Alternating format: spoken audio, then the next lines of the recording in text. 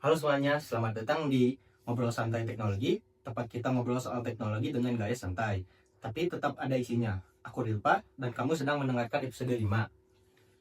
Hari ini kita akan ngobrol tentang topik yang sering dianggap menakutkan, tapi sebenarnya bisa jadi menyenangkan kalau dipahami pelan-pelan, yaitu algoritma pemrograman dinamis. Aku tahu banyak orang begitu dengar kata itu langsung tegang. Tapi tenang, kita tidak akan langsung lompat ke rumus. Kita mulai dengan cara memikirkannya dulu. Dan seperti biasa, aku tidak sendirian. Sudah ada narasumber kita hari ini, Willy. Halo Willy. Halo Rifa, halo juga teman-teman pendengar semua. Senang banget bisa ikut ngobrol di episode 5 ini. Mantap Willy. Hari ini anggap saja kita ngobrol seperti teman belajar bareng. Yang penting pendengar dapat gambaran utuh dengan tidak merasa sendirian. Siap. Kita bawa santai saja tapi tetap jelas. Ya.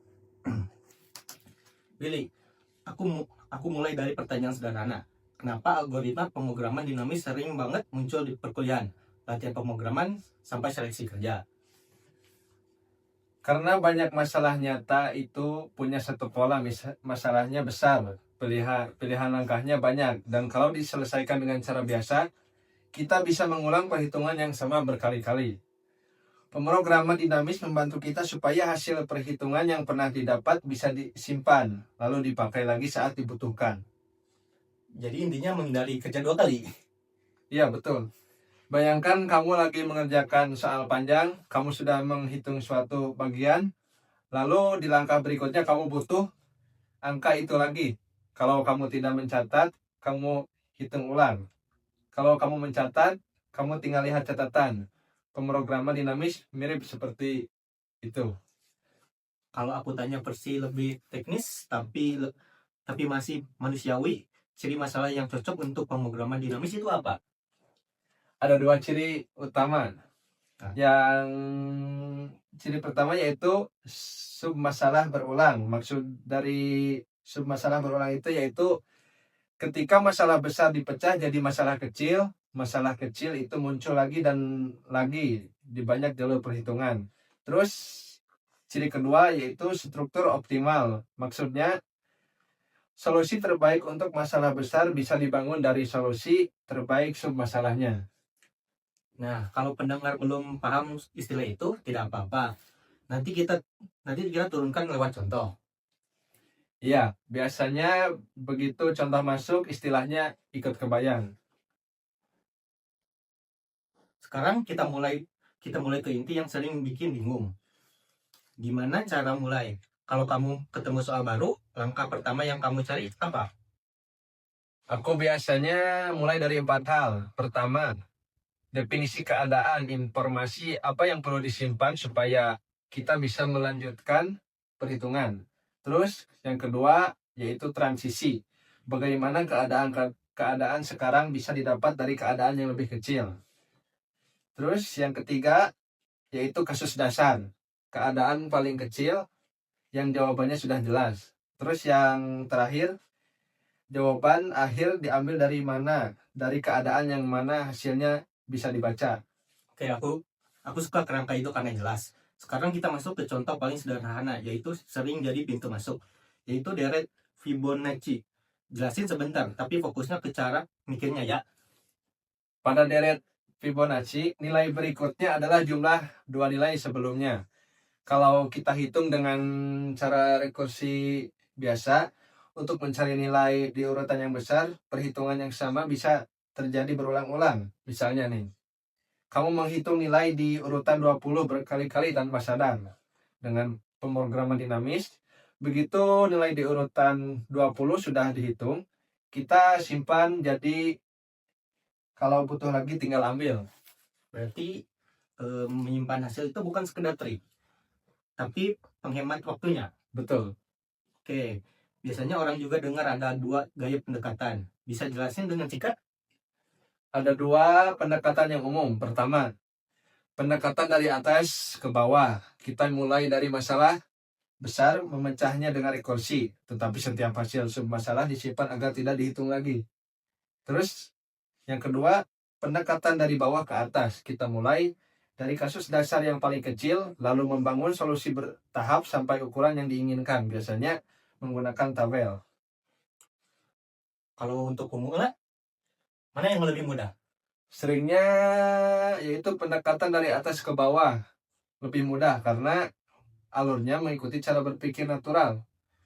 Aku mau jawaban ini berarti aku butuh jawaban yang lebih kecil, seperti itu. Tapi pendekatan dari bawah ke atas sering lebih rapi dan stabil karena ketika kita sudah terbiasa. Oke, sekarang kita tarik ke kehidupan sehari-hari. Biar pendengar tidak merasa ini cuma soal ujian. Contoh yang paling dekat apa? Contoh yang paling dekat mungkin yaitu memilih kombinasi keputusan terbaik di bawah batas tertentu.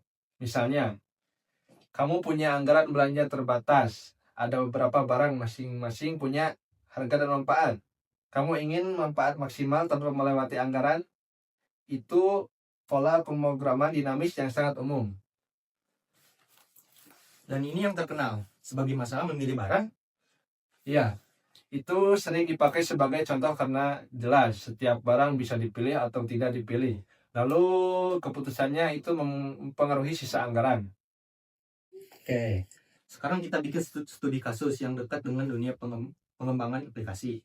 Misalnya ada aplikasi berlangganan, ada beberapa paket fitur. Setiap paket punya biaya yang punya nilai manfaat yang untuk pengguna. Pengguna punya anggaran terbatas dan ingin memanfaatkan maksimal. Willy, bagaimana kita menyusun pemrograman dinamisnya?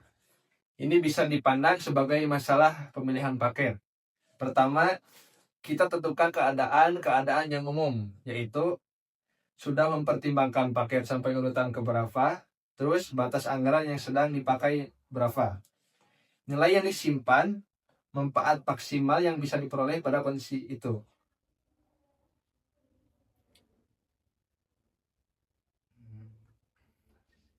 Transisinya berarti kita memutuskan ambil atau tidak ambil paket yang dibahas. Betul, kalau tidak ambil paket itu manfaatnya sama seperti kondisi sebelumnya. Kalau ambil paket itu kita pastikan biayanya tidak melebihi anggaran. Kalau muat, manfaatnya adalah manfaat terbaik sebelum paket ini. Ditambah manfaat paket ini dengan sisa anggaran yang disesuaikan. Seperti itu. Oke, biar pendengar bisa membayangkan, aku kasih contoh angka kecil ya. Misalnya ada 3 paket. Paket 1 biaya 10, manfaat 60. Paket 2 biaya 20, manfaat 100. Paket 3 biaya 30, manfaat 120. Anggaran maksimal 50. Kalau kita pilih paket 2 dan paket 3, biayanya pas 50, manfaat 220. Ya, itu kombinasi yang terlihat sangat baik. Dan pemrograman dinamis membantu memastikan bahwa itu memang yang terbaik dibanding kombinasi lain. Itu bagian yang aku suka. Pemrograman dinamis membuat keputusan lebih struktur, bukan cuma perkiraan. Betul sekali. Kita tidak menebak, kita membangun jawaban berdasarkan struktur masalah. Sekarang kita masuk ke realita belajar. Banyak orang berkata, aku paham contohnya. Tetapi kalau soal berubah sedikit, aku bingung. Tentang paling umum, menurut kamu apa, Billy? Tantangan yang paling umum menurut saya itu ada 3 hal. Pertama nih, bingung menentukan definisi keadaan. Solusinya, selalu tanya informasi minimal apa yang aku butuhkan untuk menentukan langkah selanjutnya. Kedua, bingung menentukan transisi. Solusinya, tulis daftar pilihan yang mungkin di setiap langkah. Banyak masalah pemrograman dinamis intinya yang hanya memilih di antara beberapa opsi. Terus yang ketiga, ukuran tabel terlalu besar sehingga terasa berat. Solusinya, cek apakah semua dimensi benar-benar dibutuhkan. Kadang bisa disederhanakan, misalnya hanya menyimpan baris sebelumnya kalau transisinya cuma butuh itu. Maksudnya kesalahan yang sering bikin hasil salah? Ya, seringkali kasus dasarnya kurang tepat, atau urutan pengisian tabelnya tidak sesuai, atau definisi keadaan berubah di tengah jalan. Oke, berarti kuncinya paling penting tetap konsistensi. Definisi keadaan dari awal sampai akhir. Ya, kalau definisi keadaan jelas, langkah berikutnya jauh lebih mudah. Oke, Sekarang kita tutup dengan tips praktis yang bisa langsung dipakai. Pilih 3 tips paling membantu untuk pendengar dan tidak. Ada, yaitu terdapat tadi 3 tips. 1. Sebelum menulis kode, tulis dulu satu kalimat definisi keadaan. Misalnya, nilai pada baris ini dan kolom ini menyimpan apa. 2. Buat contoh input kecil dan isi tabel manual beberapa langkah. Itu membuat kamu melihat pola transisi. Yang ketiga, latihan bertahap dari masalah sederhana ke yang lebih kompleks. Jangan langsung lompat ke soal yang terlalu rumit. Oke, aku rangkum obrolan kita yang tadi. Hari ini kita bahas algoritma pemrograman dinamis sebagai teknik menyelesaikan masalah dengan memecah masalah besar menjadi submasalah. Menyimpan hasil submasalah yang berulang lalu membangun solusi yang optimal. Kuncinya ada pada definisi keadaan, transaksi, kasus dasar, dan cara mengambil jawaban. Terima kasih banyak Willy karena sudah ngobrol bareng di episode 5. Sama-sama Rilpa. Semoga setelah ini pendengar lebih berani latihan. Oke. Buat teman-teman juga yang mendengarkan sampai akhir, terima kasih banyak. Jangan lupa ikuti ngobrol santai teknologi dan bagikan episode ini ke teman-teman yang sedang belajar algoritma. Aku Rilpa pamit, sampai ketemu di episode berikutnya. Dah.